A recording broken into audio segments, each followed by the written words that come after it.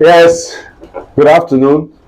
You are welcome to another edition of our online class. And today I want to talk about generator shutdown switch. It's important to understand that you can come up with a system that you can use to help you conserve fuel. This system you see here can help you shut down your generator. All right, let's go. Now, this is the circuit of exactly what I'm talking about. I'm going to name everything, all that you need here. You need your number one, this is a relay, delay, on, relay. These are example of those relay, the delay on relay. You can use any of these relays, like the only, this is the only timer. Then you also have the add-on, which is this. It has there are some that comes with 60 seconds. Some of those other relay, it comes to you in you have even 1 minute, 2 minutes, just like that. So these are the relays. All right, let's continue. Circuit here, this one.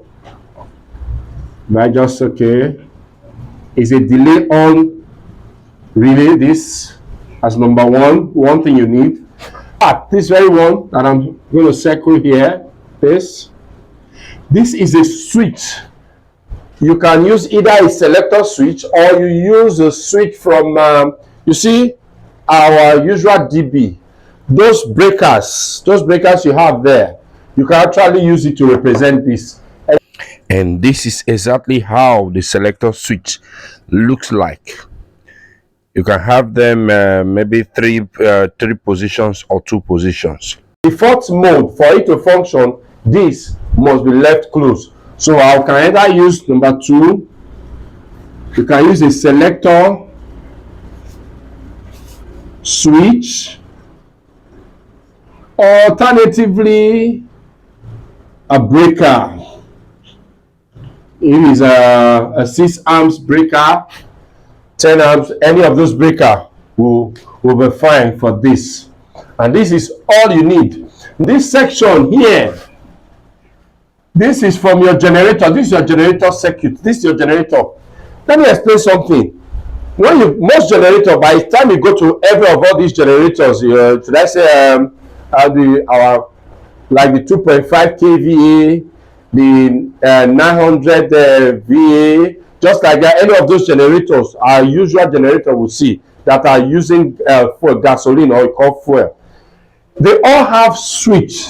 There's a switch there, always in that generator. Those switch, you just need to bring that switch out, connect one of the cables to one side of the generator, of that generator switch, connect the other cable to the other side of the generator. Just take this cable straight into the house where you have this circuit. You can have one to the breaker here, and the other one, let me explain it. The other one comes to the, for every of this relay, you always have contact. Either there's a normally open and a normally closed. But what we're using in today's class is the normally open, right? The normally open switch is what we need for this. This selector switch, fine, we have this one here. There's a selector switch. I will need to also show you a picture how this one look like. And this one is a breaker which represent this. So the coil of this delay timer, your cable, you need to have a power source cable coming running off from that point to your, should I say to your, if it's to your changeover switch, the area that has to do with the area where you have your grid. If I use the word grid, I mean NEPA, that we all know. NEPA, later I use the word grid. Understand that I'm talking about NEPA. So it goes to your cable that comes to either your changeover or your knife switch or your changeover, any of them. Let me use that. Most of us will use a knife switch in the house for a small generator instead of using the other changeover you drag down. The area, the incoming voltage from your grid, the one that comes in, this is where these cables go to. One goes to the live and the other one to the neutral. Either live, one to the live, one to the neutral. From this coil of this relay, I'll show a picture of how this look like in the video. I'll just drop a picture and I'll explain what that thing is. So this coil, the cable from the coil, one goes to your grid or your NEPA, which is the live, and the other one, the neutral, goes to the other part of your power from your grids. Fine. Let me explain how this system works. Immediately there is, now always make sure this switch, you close it. This switch, you close it. By the time either you close the switch or you activate the breaker, close it, put the breaker on, so then this switch is closed. The switch is closed. It should always be closed. Only when you want to maintain that you just need to open this if they want to do any maintenance on the generator. So from here, this coil, what this coil does, a delay on relay only works such that, because there's a timer on this relay. You have some that has maybe 30 seconds, some can be a minute. Why you need a delay timer for this is for protection. Most times you see if power is restored, sometimes they just bring power, they restore power, and you see they just, before you know, it's gone off again. And after that, they put it on. This timer will help to adjust your generator so that it doesn't just shut down and just go on as if you are pushing off the switch, putting it on. To safeguard your generator, we have to incorporate a timer, a relay, a delay on timer here, a relay. There's a timer. It's a timer. Sorry, I need to let you know. That's why I say delay on. There's always a delay before it comes up. Immediately power is restored here. There's power activating this coil. This contact would not close. It would not close. It will wait for this timer to elapse. If it's 30 seconds, if it's 60 seconds, if you have the one that are 2 minutes, immediately this time is elapsed, this contact, it closes this one. You see, when this one, if you set it on 30 seconds, for example, maybe there's power restoration after 30 seconds, this contact automatically switch and becomes closed. By the time this is closed, send this signal through this to the generator, also through this direction to the generator, therefore closing this switch. Anytime this generator switch is closed, immediately this generator switch is closed, it shuts down this generator. So immediately this is done, as at that 30 seconds, immediately there's power restoration, this just have to hold. It will need to wait for that signal to send that signal. This thing, there's power is back, power has been restored. I need it. Are you ready? This one is just booting up. Okay, fine.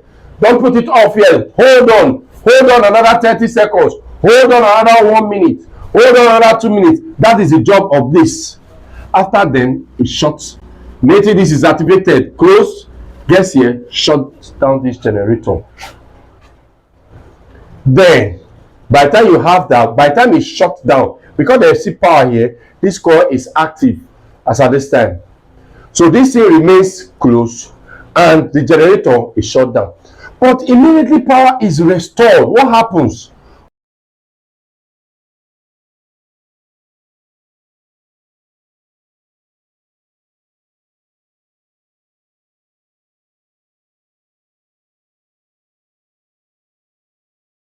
Because if it's closed, if it's fully closed, this generator won't start. So with this is able to conserve gasoline, or do I use the word fuel, on the generator.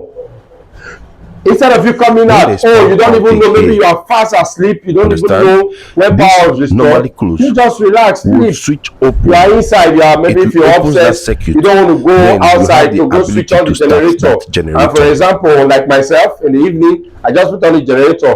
Go in there to say at night you want to go shut it down, maybe around 12. you just want to be inside and you want to shut down your generator, even from here you can do all of that still.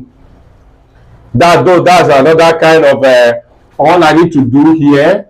If I want to do that, so that I can also shut it down from upstairs myself, if I don't need to wait for power to be restored, maybe I can also come here and put a switch here or a breaker here. If I incorporate another one here, then I can also shut this thing down. Maybe I bring here, this cable is going down, I just come here, I push this switch close here, it will shut down this generator. If I want to make it, maybe I want to expand this circuit to do that also. But in a nutshell, this will help you conserve fuel. So instead of just running your generator, keep running because you're fast asleep, you are enjoying the whole thing and you don't even know that power has been restored. 500 naira fuel, my brother, is going. So you need something that will do this job. So this simple circuit, and when you're making this circuit, it shouldn't cost you, should be less than 10,000. You should have this circuit fixed in your home. If you have any questions, any suggestion, anything you want us to do, or if you want a recommendation, we are happy to do that. On the comment section, don't forget to ask your question. We are always here to respond. And I want you to also remember, we still remain your #1 YouTube tutor for electronic security and gadgets like this in Nigeria. Hope to see you in our next class. Do have a nice day. Thanks for watching. Bye.